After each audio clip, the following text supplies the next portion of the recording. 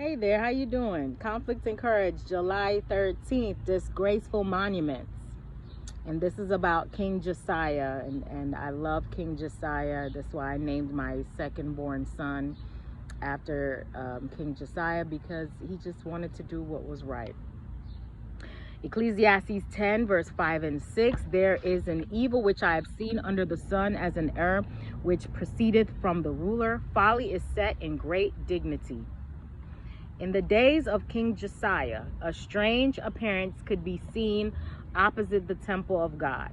Crowning the eminence of the Mount of Olives, peering above the groves of myrtle and olive trees, were unseemly, gigantic idols. They made them large. Josiah gave commandment that these idols should be destroyed. This was done, and the broken fragments rolled down the channel of the Kidron. The shrines were left a mass of ruins. But the question was asked by many a devout worshiper, how came that architecture on the opposite side of the Jehoshaphat ravine, thus impiously confronting the temple of God? The truthful answer must be made. The builder was Solomon, the greatest king that ever wielded a scepter. These idols bore testimony that he, who had been honored and applauded as the wisest among kings, the wisest human being that ever lived, became a humiliating wreck. His once noble character, bold and true for God and righteousness, became deteriorated. His profligate expenditure for selfish indulgence made him the instrument of Satan's devices. His conscience became hardened. His conduct as a judge changed from equity and righteousness to tyranny and oppression.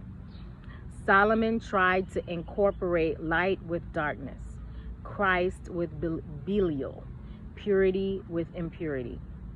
But in the place of converting the heathen to the truth, pagan sentiments incorporated themselves with his religion.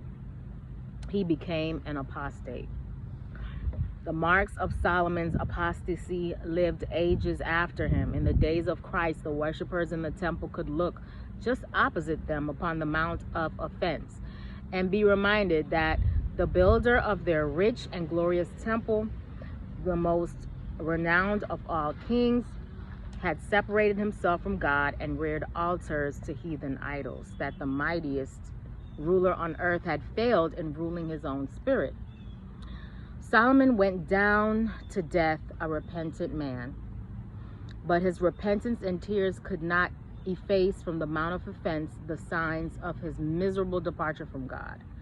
Ruined walls and broken pillars bore silent witness for 1,000 years to the apostasy of the greatest king that ever sat upon an earthly throne. So it is possible to lose the grace and glory of God if we lose our focus. So I hope you have a great day today. Live courageously.